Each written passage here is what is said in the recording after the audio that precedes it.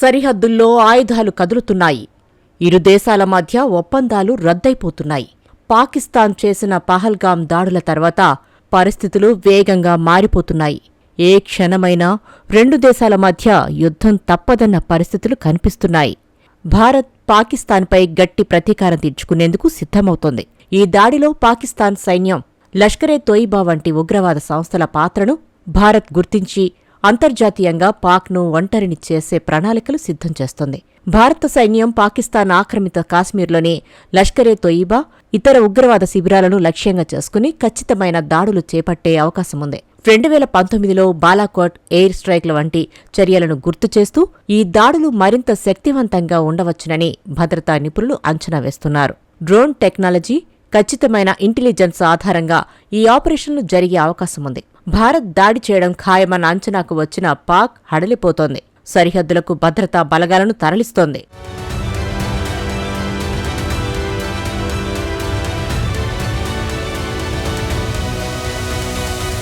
పహల్గాం దాడిలో పాకిస్తాన్ పాత్రను రుజువు చేసేందుకు భారత్ ఐక్యరాష్ట్ర సమితి భద్రతా మండలికి 95 దేశాల రాయబారులకు ఆధారాలను సమర్పించనుంది. ఇంటర్స్టెప్ చేసిన సమాచారం, ఉగ్రవాదుల శిక్షణా శిబిరాలు, పాక్ సైన్యం అందించిన ఆయుధాల గురించిన వివరాలను బహిర్గతం చేయడం ద్వారా అంతర్జాతీయ సమాజంలో పాకిస్తాన్ను దోషిగా నిలబెట్టే ప్రయత్నం జరుగుతోంది. ఇందుకోసం భారత్ సర్కార్ తన దౌత్యవేత్తల ద్వారా అమెరికా, యూరోపియన్ యూనియన్, రష్యా వంటి దేశాలతో చర్చలు జరుపుతోంది. సైనిక, దౌత్య చర్యలతో పాటు పాకిస్తాన్లోని కీలక సైనిక, ఉగ్రవాద సంస్థల కమాండ్ సెంటర్లపై సైబర్ దాడులు చేసే అవకాశాన్ని భారత్ పరిశీలిస్తోంది. పహల్గాం ఉగ్రదాడి భారత్ను కలిచివేసిన నేపథ్యంలో పాకిస్తాన్పై అన్ని విధాలుగా ప్రతీకారం తీర్చుకునేందుకు భారత్ సన్నద్ధమవుతోంది. సైనిక దాడులు, ఆర్థిక ఆంక్షలు, దౌత్య ఒత్తిడి, నీటి వనరుల నియంత్రణ వంటి చర్యల ద్వారా పాకిస్తాన్ను బాధ్యత వహించేలా చేయడమే లక్ష్యంగా భారత్ ముందుకు సాగుతోంది.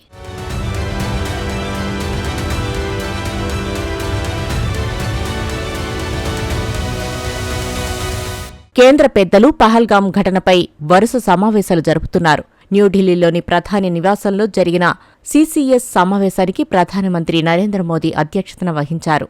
ఈ సమావేశంలో ఉగ్రవాదులకు గట్టి సమాధానం ఇవ్వడంతో పాటు కాశ్మీర్లో భద్రతా లోపాలను సరిచేసే వ్యూహాలపై చర్చ జరిగినట్లు సమాచారం. రక్షణ మంత్రి రాజ్నాథ్ సింగ్ ఇప్పటికే ఉగ్రవాదులకు హెచ్చరికలు జారీ చేస్తూ ఈ దాడికి బాధ్యులైన వారి అంతు చూస్తామని స్పష్టం చేశారు. మోదీ కూడా ఎవరినీ వదిలిపెట్టమని వార్నింగ్ ఇచ్చారు. ఉగ్రదాడి తమ పనేనని లష్కరే-తోయిబా అనుబంధ సంస్థ టీఆర్ఎఫ్ ప్రకటించిన నేపథ్యంలో ఇండియా, పాకిస్తాన్ల మధ్య ఉద్రిక్త వాతావరణం చెలరేగింది. అయితే ఇప్పటికే పాకిస్తాన్పై కొన్ని కఠిన ఆంక్షలు విధించింది భారత్ సర్కార్. ఇప్పటికే పాక్ పౌరుల వీసాలను భారత్ రద్దు చేసింది. ఇండియాను విడిచి వెళ్లాలని వారికి ఆదేశాలు జారీ చేసింది. సింధు జలాల ఒప్పందాన్ని కూడా రద్దు చేసింది భారత్. ఇక పాకిస్తాన్తో ఎప్పటికీ క్రికెట్ మ్యాచ్లు ఆడబోమని బీసీసీఐ ప్రకటన చేసింది.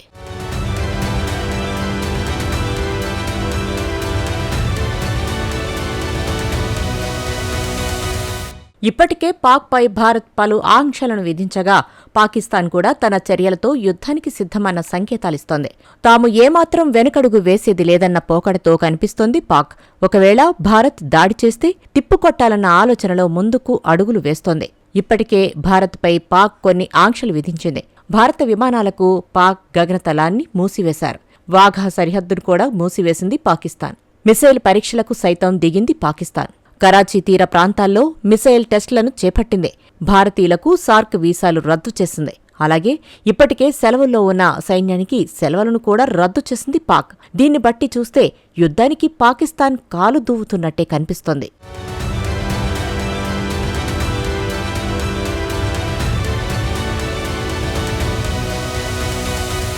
ఇరు దేశాల మధ్య ఒకవేళ యుద్ధం అనివార్యమైతే పైచేయి సాధించేది ఎవరు అంటే ఖచ్చితంగా ఇండియానే అని చెప్పొచ్చు. భారత్ బలం పాక్ కంటే చాలా రెట్లు ఎక్కువ. ఎవరి బలం ఏంటి, ఎవరి దగ్గర ఎన్ని ఆయుధాలున్నాయి అన్నది ఒకసారి పరిశీలిస్తే భారత అణ్వాయుధాల సంఖ్య 170 ఉండగా పాక్ వద్ద 150 వరకు ఉన్నాయి. సైన్యంలో భారత్ వద్ద 15 లక్షల మంది సేవ చేస్తున్నారు. రిజర్వ్ దళాల్లో భారత్కు 28 లక్షల మంది ఉండగా పాకిస్తాన్కు కేవలం 2 లక్షలే ఉన్నారు. భూతల సైనిక బలగాల్లో భారత్కు 4500 యుద్ధ ట్యాంకులు, 3147 సాయుధ వాహనాలు ఉన్నాయి. పాకిస్తాన్ దగ్గర 2182 యుద్ధ ట్యాంకులు మాత్రమే ఉన్నాయి. సాయుధ వాహనాలు 2200 మాత్రమే ఉన్నాయి. ఇక వైమానిక దళం పరంగా చూస్తే భారత్ వద్ద 2185 యుద్ధ విమానాలు ఉండగా పాక్ వద్ద 1281 మాత్రమే ఉన్నాయి. ఫైటర్ జెట్లు ఇండియా వద్ద 590, పాక్ వద్ద 320 ఉన్నాయి. అటు నావికా దళంలోనూ భారత్ ఆధిపత్యమే ఉంది. భారత్కు 2 విమాన వాహన నౌకలు, 16 జలాంతర్గాములు, 300కు పైగా నౌకలు ఉన్నాయి. పాకిస్తాన్ వద్ద మాత్రం ఈ వనరులు చాలా పరిమితంగా ఉన్నాయి. జలాంతర్గాములు 5 మాత్రమే ఉండగా విమాన వాహక నౌకలు పాక్ వద్ద 1 కూడా లేదు. యుద్ధమంటూ జరిగితే భారత్దే పై చెయ్యి అని నిపుణులు స్పష్టంగా చెబుతున్నారు. తొలి రౌండ్లోనే పాకిస్తాన్ నేలకొరగడం ఖాయమని అంటున్నారు. యుద్ధ సామాగ్రి విషయంలో మాత్రమే కాదు, ఆర్థికంగా కూడా భారత్ పాక్ కన్నా ఎన్నో రెట్లు మెరుగైన స్థితిలో ఉంది. యుద్ధం జరిగితే పాకిస్తాన్ పూర్తిగా దెబ్బతినే అవకాశం ఉందని ప్రత్యేకించి చెప్పనక్కర్లేదు. పాకిస్తాన్ మరి ఎవరిని చూసుకుని కయ్యానికి కాలు దువ్వుతుందో తెలియదుగాని యుద్ధాన్ని కోరుకుంటుందని తాను అనుసరిస్తున్న చర్యలు స్పష్టం చేస్తున్నాయి.